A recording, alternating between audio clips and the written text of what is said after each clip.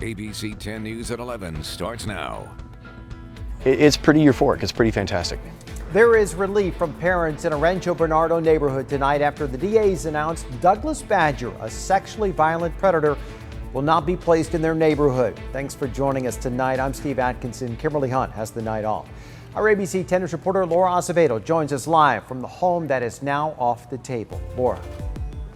The signs put up by those neighbors in this area are still up tonight, and although they tell me they are happy by this afternoon's news, they say they want to make sure this never happens again.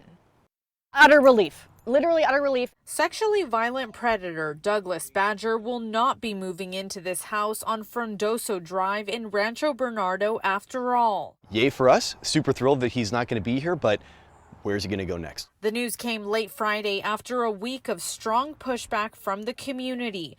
Just hours earlier, the owners of the property sent a letter to the judge that would decide Badger's placement, asking him to rule against letting him stay at their property, saying the public safety risk was substantially higher than they were led to believe. They knew what this neighborhood was about, and so I'm glad that they came to the decision they did. The district attorney's office announcing that because the owners of the property had withdrawn their offer to allow Badger to stay in their home, the recommended location was no longer viable. To understand that this got as close as it did is very frightening. Badger has admitted to raping over 500 boys and girls, with convictions dating back to 1974. He has reoffended upon release every time.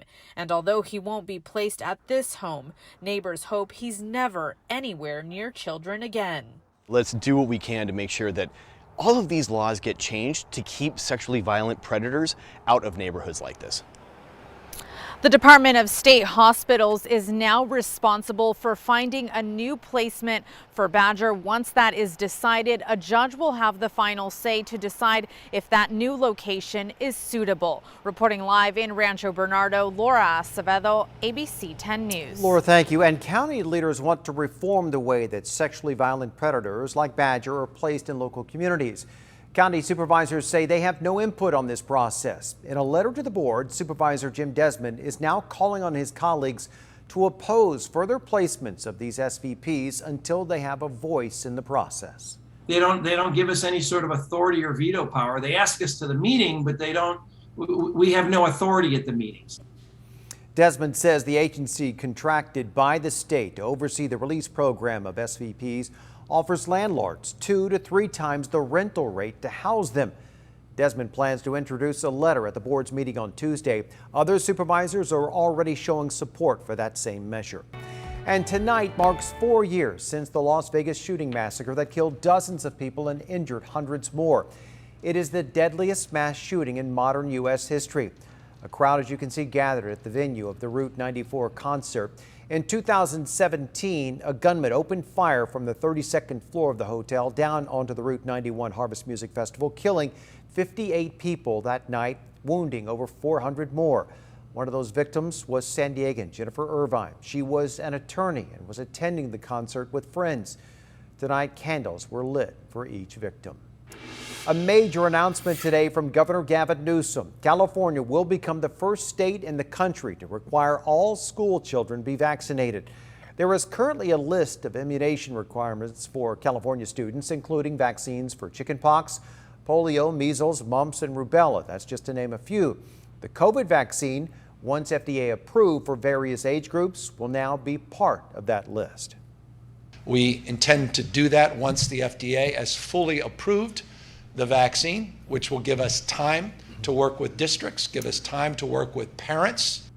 The requirement could take effect as early as January 1st or by July. Newsom says there will be 2 rollout phases for this mandate. The first is for students in 7th through 12th grades. The second is for kids in kindergarten through 6th grade. However, medical, religious, and personal belief exemptions, they will be allowed. And the FDA has scheduled important vaccine advisory committee meetings for later this month. On the agenda, Pfizer's COVID-19 vaccine for children ages 5 to 11 and booster data for the Moderna and Johnson & Johnson vaccines. The booster discussion will happen on October the 14th and 15th. The discussion on Pfizer's COVID-19 vaccine for kids ages 5 to 11, that will be on the 26th.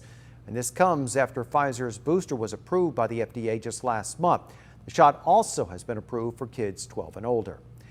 And time is up for the healthcare workers to get vaccinated or file for an exemption for the COVID-19 vaccine. But that did not stop some from protesting the mandate that's now in place. Our ABC 10 News reporter Ryan Hill is at Rady Children's Hospital to explain what's next for these people currently in limbo. Some say it has been stressful, making them feel pretty anxious about not getting granted an exemption from Rady Children's Hospital. Some are saying now they're trying to either find work somewhere else potentially, or even working with the hospital to see if there's a different position for them here. The signs say it all. Some people, including nurses at Rady Children's Hospital, aren't pleased with the vaccination mandate for healthcare workers in California. We have been safely caring for these patients for the last 18 months. For the first 9 months, there wasn't a vaccine. Some nurses like April McMahon and Alicia Fagroso have their reasons for not getting their shot and fought for an exemption. Some people have chosen for various reasons. Mine is both medical and religious. I applied for a religious exemption just because medically speaking, I would not be in that line.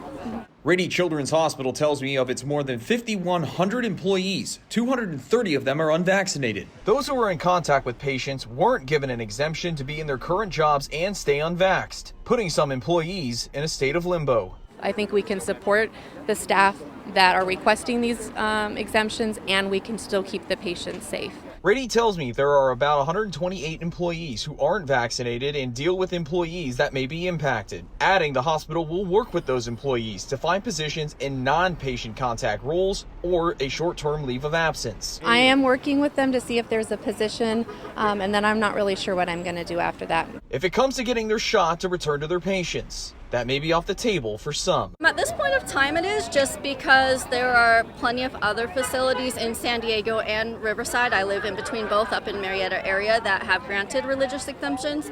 So I have a wide range of opportunities out there.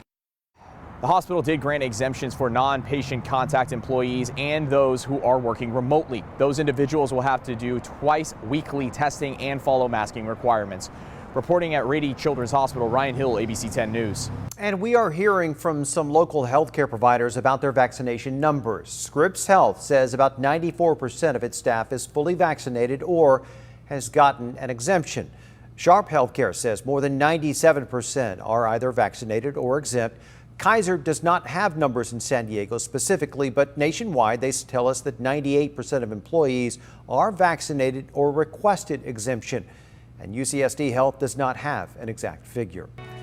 And now to our latest COVID numbers here for the county. 756 new infections were reported today. Sadly, 3 more San Diegans have lost their lives to this virus. Also tonight, Congress members, they are taking a recess tonight without a vote on that bipartisan infrastructure bill. Earlier today, President Biden joined those negotiations on Capitol Hill. At the center is that $1 trillion bipartisan infrastructure plan to improve the nation's roads, bridges, and broadband internet. Also on the line, the $3.5 trillion package that funds climate change initiatives and lowers the cost of prescription drugs. I'm telling you, we're going to get this done. It doesn't matter when. It doesn't matter whether it's in 6 minutes, 6 days, or 6 weeks. Sources in the meeting say the president floated a compromise between moderates and progressives. Progressives are saying until there's a vote on a larger package, they will not support the separate bipartisan infrastructure bill. And tonight, San Diego Mayor Todd Gloria is sharing his conversations after a trip to D.C. and meetings with members of Congress to discuss local infrastructure and housing needs here.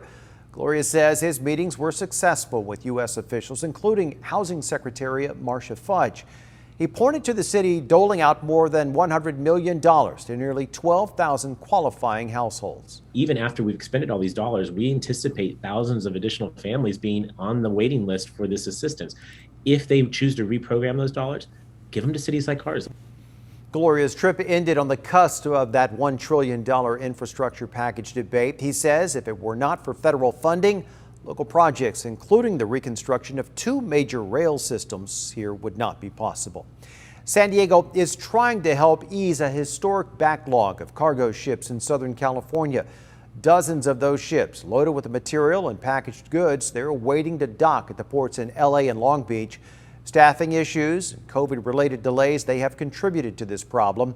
The Port of San Diego has taken a bit of the overflow in the last few months, but keeping things running smoothly here, that is the main priority. It's very important for the Port of San Diego to make sure that we cover our existing anchor accounts, that we don't stretch the labor too thin, because that's part of the issue that they're dealing with up in Long Beach and Los Angeles, is that they're really stretched thin with all this volume. The shipping delays are already being felt in some stores. Costco has reinstated purchase limits on items such as toilet paper and water to make sure that essential items do remain on our store shelves. Our temperatures were in the 90s today. We had some fire scares. Our meteorologist Angelica Campos joins us with a look at this heat wave we have and what's coming up this weekend. Steve, today the hottest day, we saw 90s from San Diego towards Ramona and back towards also the desert. So pretty much the entire county was either close to 90s or above 90 degrees. In Chula Vista, 88 degrees, just like in Vista right there. Other areas that also made it to the upper 90s include Poway with a high of 96 degrees for today. The winds are still offshore, which means very dry conditions set to continue. With hot temperatures for the weekend, elevated fire danger is also a concern. But there's also a cool down. I'll show you what to expect.